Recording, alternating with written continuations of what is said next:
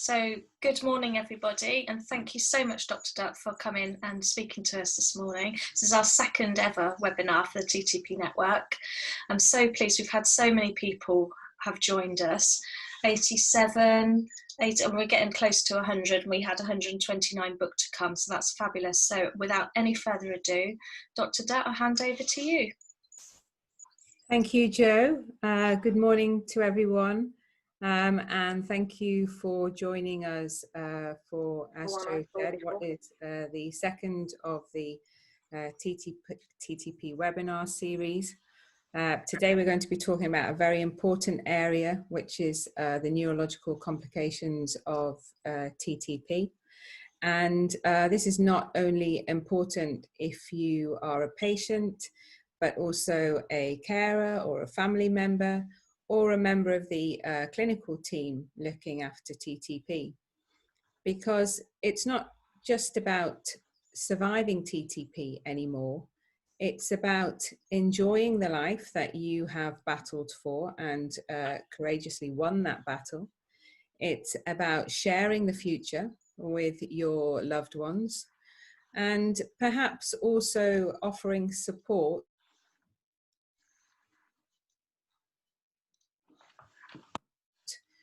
to those who may not. So I'm going to talk and lead us through what we know about the neurological complications of TTP, what's published in the literature, and also what I have learned from listening to my patients who have TTP.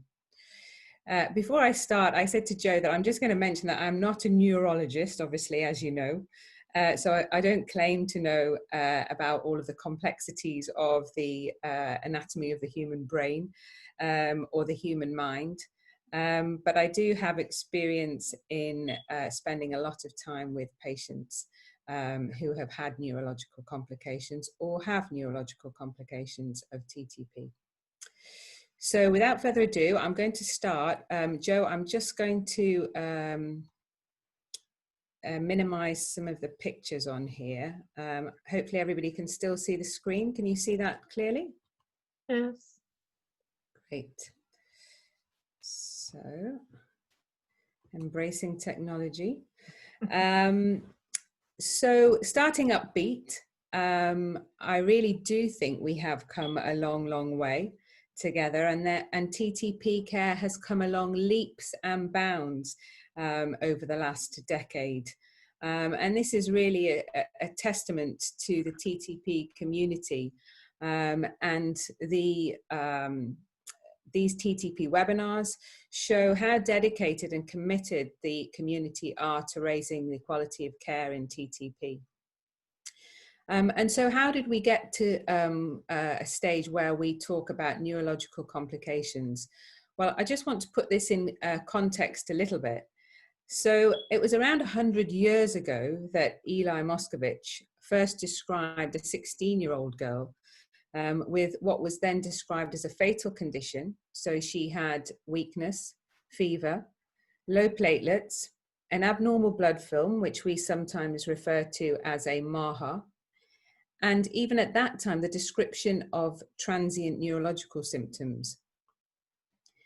And then it was around 60 or 70 years before we actually suspected that von Willebrand factor, which is a clotting factor, may be responsible for this clinical picture, because patients with TTP were showing high levels in the bloodstream of this clotting factor in an ultra-large form.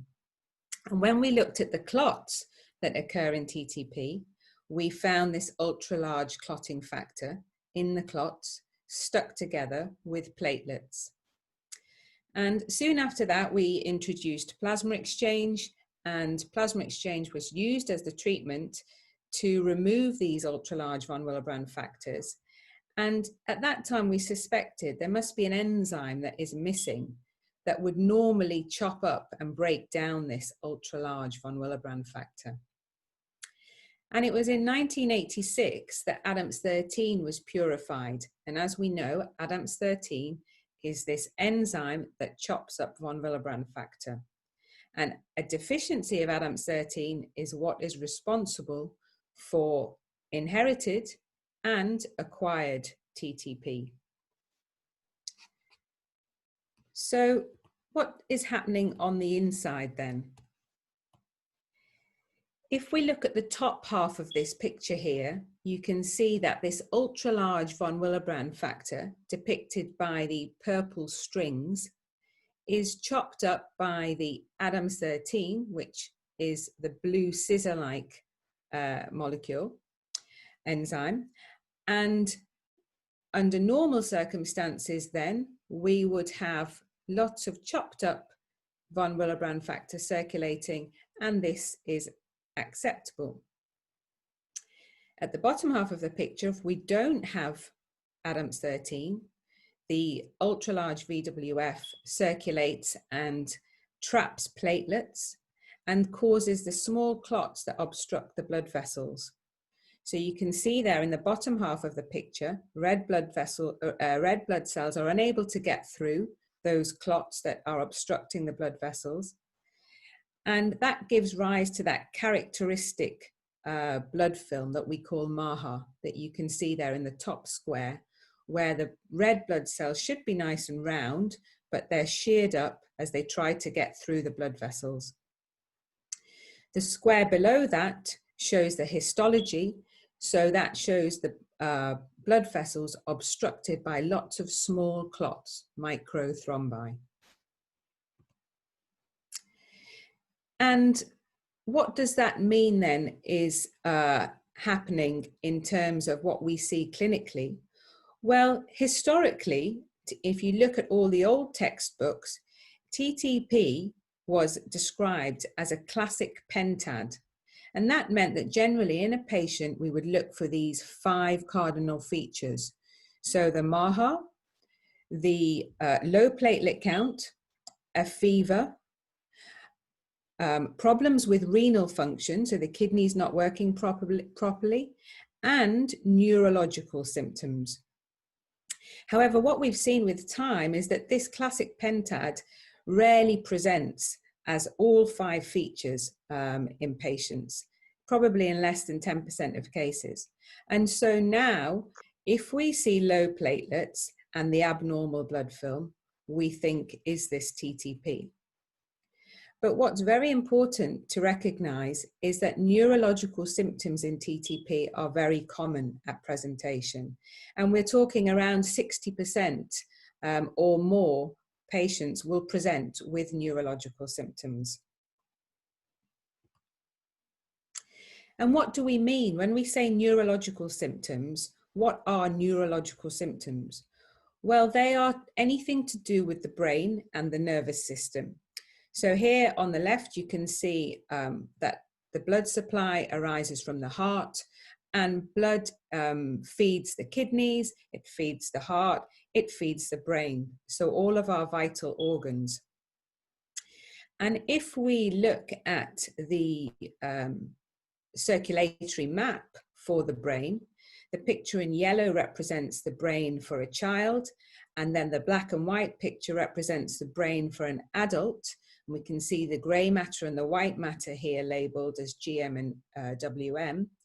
You can see that as a child, we have main blood vessels, which then branch off into lots of smaller branches, like a tree, then branching off even further into twig-like shapes.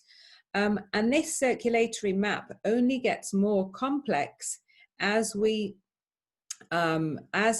circulatory map develops, as the brain grows, as the size of the brain grows, and more blood supply is required to feed the brain.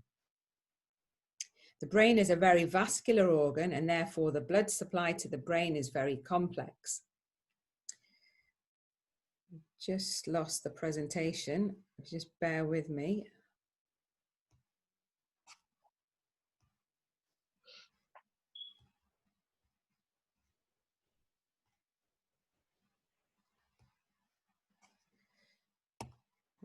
Okay, so this gives rise to a wide spectrum of neurological symptoms at presentation. And I've illustrated two ends of that spectrum in the form of two cases.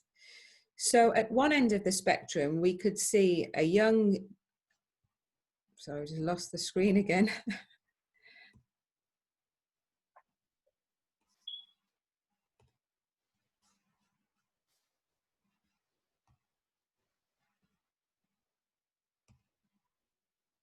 We can see a young gentleman presenting with 2 weeks of headaches.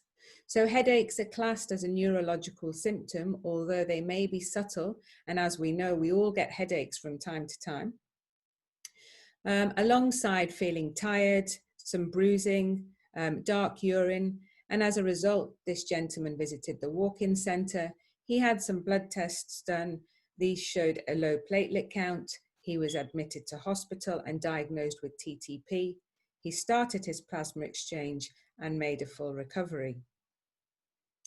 If we contrast this with a 52-year-old lady who experienced 1 week of feeling generally unwell with some nausea and vomiting, who then progressed to become drowsy.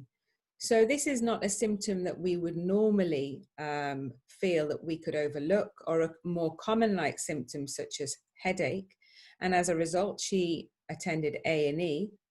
And after having some blood tests done again, she was suspected as having TTP. She then became very confused and agitated, and this progressed to a seizure. And as a result, the A&E team rapidly intubated this lady. This means inserted a endotracheal tube, so a tube into the windpipe, and connected this to a ventilator, so a life support machine. And this was necessary for about 2 weeks whilst the patient received plasma exchange, following which the patient responded to treatment, and we were able to achieve a remission for TTP. So you can see here that the spectrum of neurological symptoms at presentation is very wide. But whatever they are, neurological symptoms are a very worrying feature for clinicians, and naturally also a very disturbing experience potentially for patients. The symptoms can be transient and fluctuating, so one may experience some mild confusion, which may then completely disappear and then return again either a few hours or in some cases a day or two later.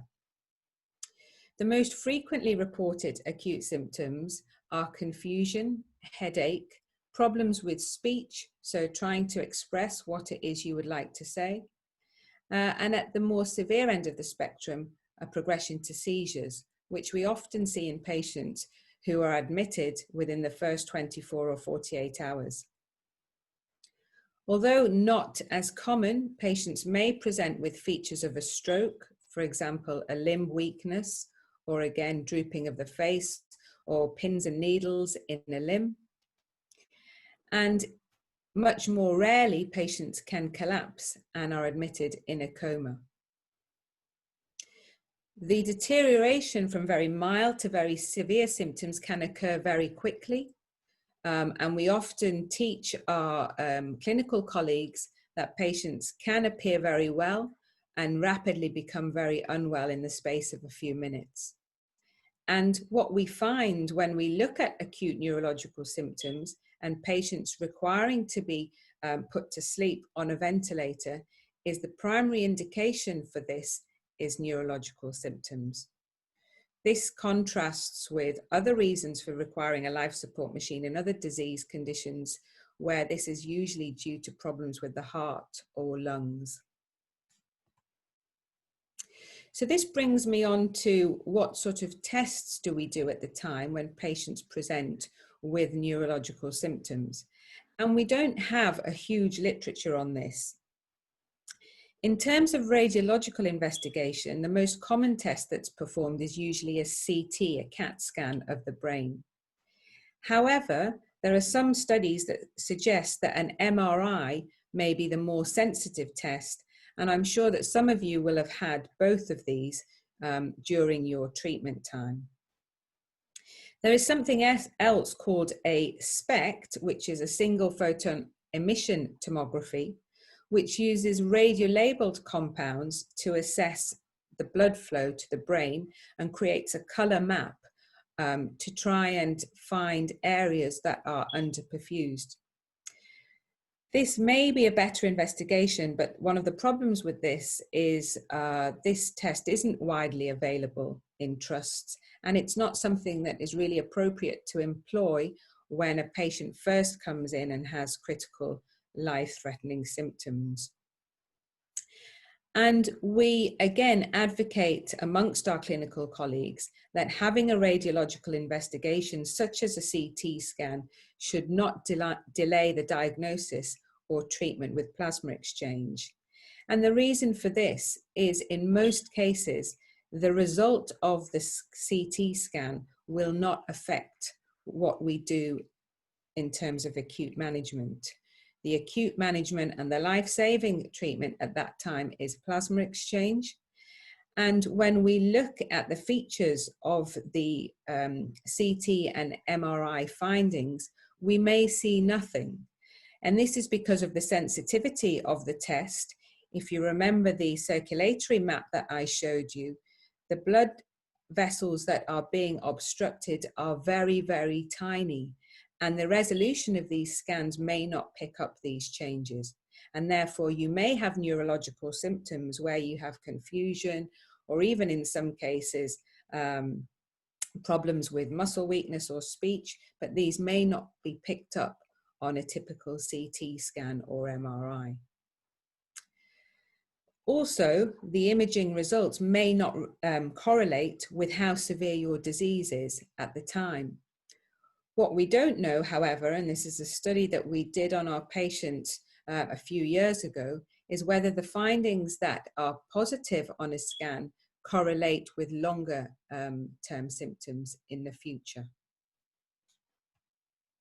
This is an example of an MRI scan result for a patient with TTP, and the arrows point to small white areas that show where the blood supply to the brain has been compromised, and that small area of tissue then dies. And you can see here that where the area should be grey or a dark grey, there are small white areas that represent what we call ischemia, or a lack of oxygen to the brain. So if we move on to the longer term symptoms, these were traditionally not discussed in clinic. Patients generally accepted these kind of symptoms, and I read with interest an article by James George, a clinician in Oklahoma who looks after patients with TTP. And he wrote about how a patient had approached him about setting up a TTP support group. And at the time, he felt that this was probably a bad idea, because he felt that once you have TTP and you survive, you should really try to forget about having it. But nevertheless, the support group was set up, and this is probably over 15 years ago now. And the team started to annually screen patients for neurological symptoms. And this actually led to information that showed that around half of the patients at some point during their recovery had experienced severe or moderate depression. And this led to an establishment of the TTP support group there. And we've learned a lot from patients who have discussed their longer term neurological symptoms. And here in the UK, there is a much greater awareness now of the presence of longer term neurological symptoms. And we have a framework within which to address this, as many more patients are now followed up in the clinic. And what we do know is that neurological symptoms in the long term can occur despite having a remission of your ADAMTS13.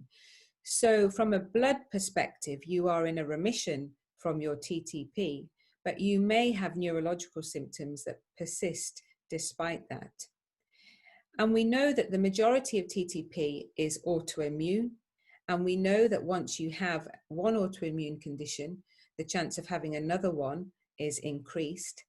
And conditions such as SLE are also associated with neurological symptoms. And so there may be some overlap there.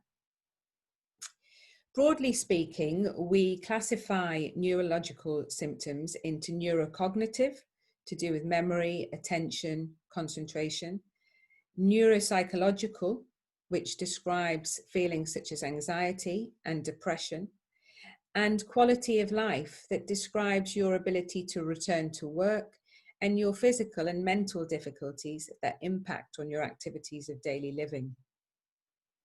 We know that neurocognitive and neuropsychological symptoms can be linked. If you consider, if you are feeling low in mood, this may impact your ability to concentrate.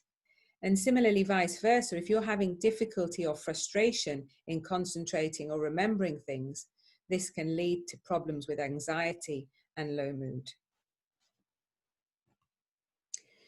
So what do we mean specifically by neurocognitive? Well, neurocognitive relates to tasks to do with concentration, memory. Sometimes patients describe brain fatigue, which means that you tire more easily with tasks that you previously would have done without any issue. And unlike depression, neurocognitive symptoms are typically not linked with an increased risk of suicide. The Mocha score is often used to look at neurocognitive symptoms, and there are other scoring systems that we use here as well. It's important to acknowledge that neurocognitive symptoms may generally not improve over time.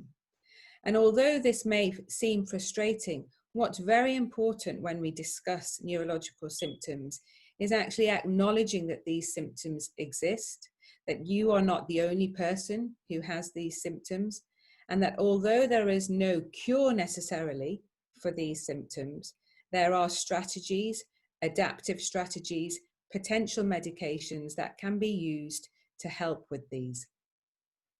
And it's very important that your support network, so your family and your carers, understand that these symptoms are related to your condition and that they are helpful and supportive in helping you to adapt your surroundings and your future to be able to manage and cope with any of these symptoms. So you can see here from the picture at the bottom that the brain has different areas that are related to different functions. And broadly speaking, we can divide these into attention. So this relates to how you think, how you organize and plan. And this can be as simple as planning your shopping list right through to planning a lecture or a task related to your employment. Social and emotion. So this is often overlooked as a brain function in itself, but it's important in managing, for example, stressful situations within the home environment. We often have patients who are mothers or fathers who find it difficult to cope with what they normally would have taken in their stride in terms of children fighting or problems with partners, relationships within the home place. And so it's very important to recognize that these are mapped areas within the brain. And as we know in TTP, we can have a variety of these symptoms, because if we again think back to the circulatory map, these clots are forming in lots of small vessels, and therefore they may affect multiple areas of the brain. Unlike, for example, a stroke caused by a clot in a large artery that affects only one portion or one segment of the brain. This is an example of a Mocha score where patients are asked a series of questions, and some of you may have filled in questionnaires similar to this, but it examines different areas again of the brain. So your executive function, your ability to remember things, whether this is short term or longer term, your language ability, and your attention and abstract thinking. These areas, after testing, are put together into a score, and depending on where you score well or less well, we're able to see where potential cognitive issues may be occurring. This slide is really to show you that over the last decade or so, there has been a growing literature on the neurological complications of TTP. And so professionally, we are aware of a number of different areas that affect patients. And in particular, these relate to depression, anxiety, and more simple symptoms or such as headache. So if I just describe very briefly some of these publications, you can see the publication in the top left in Hematologica. This was an Italian study which looked at patients after their recovery from acute TTP and showed that around 50% of patients had problems with depression and around 20% anxiety. And in the patients, it was found that these levels were much higher when compared with the general population. This was also found in the study below that, looking at patients from Ohio and UCL, where persistent neurological injury following TTP was represented again by a reduced quality of life in patients recovering from TTP. And then a couple of publications there, again describing depression and cognitive impairment as a long-term symptom after recovery. Interestingly, there was also a publication that looked at post-traumatic stress disorder and found that this was present in up to 1/3 of patients, and this was particularly associated with younger patients or those who may have had a pre-existing anxiety disorder prior to having TTP. And this in particular related to patients who were unable to return to employment as a result of having suffered TTP. Many of you mentioned headaches, and you can see in the bottom right there a publication in Blood where headache scores were done in patients with TTP. And these were found to be higher in the TTP population. And this was irrespective of the ADAMTS-13 level. So it is not uncommon for, again, as I mentioned, for you to have a remission of your blood and your TTP in terms of your ADAMTS-13, but to go on and continue to have neurological symptoms such as headache. So I just wanted to include a slide on congenital TTP because, as you know, this is an inherited form of TTP where patients consistently have a low level of ADAMTS-13 because they lack the enzyme from birth. Interestingly, we see that children have a lower incidence of neurological symptoms when they present with congenital TTP.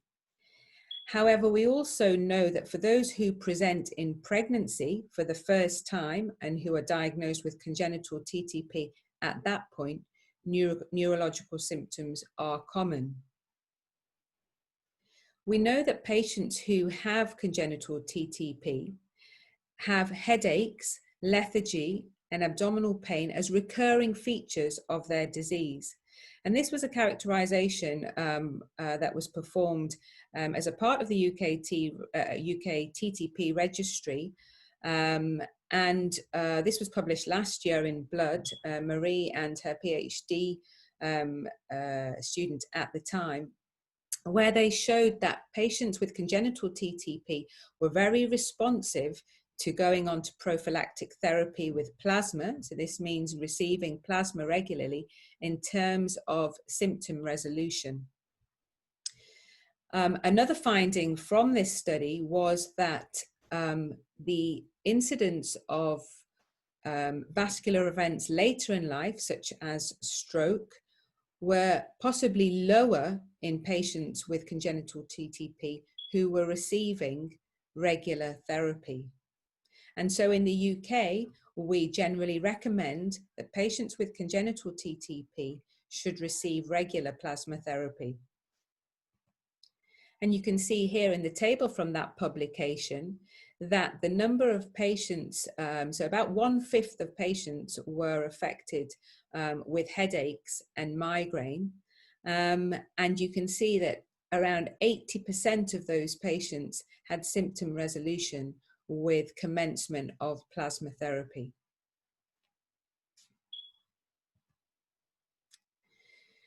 So I'm approaching the end of the presentation, but I'd like to highlight that as we learn more about the neurological complications of TTP, I think we are at a point now where we recognize the involvement of the brain in TTP, not only in the acute scenario, but also in the longer term setting.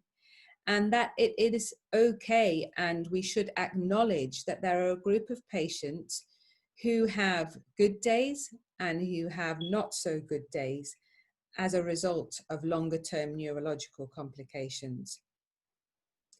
It's important that we recognize this, and I spend a lot of time in clinic celebrating the strength that TTP patients show in terms of overcoming the acute challenge of having TTP. And in the theme of the song, I have to praise you like I should, in that you are a inspiring and very strong patient population, not only in yourself, but also in terms of the support that you provide to others. And I think it is essential for us as a group of patients, clinicians, TTP specialist nurses, that we come together in how we address and take forward the challenges of the neurological complications of TTP. On this same mission, we have opened a national study looking at the neurological complications of TTP, which is called the CONNECT study, which stands for the Neurological Complications of TTP. And this was due to open just prior to COVID-19, but we are now at a stage where research activity is being restarted. And we would encourage you to liaise with your local centre to seek participation in this study. It's a questionnaire-based study, which is again gathering information about the burden of disease in the population so that we can look at strategies at how we aim to support patients with neurological symptoms.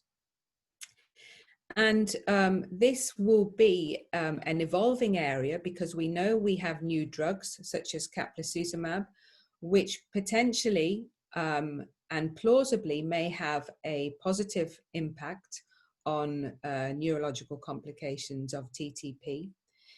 And we are in an era where we are able to support the patient population nationally so that we are here to listen and to look for these symptoms so that we can provide support and help in managing how we go about living life, survivorship, and how we go about trying to get back to where we were pre-TTP, but accepting this may be different and there may be changes that we need to make.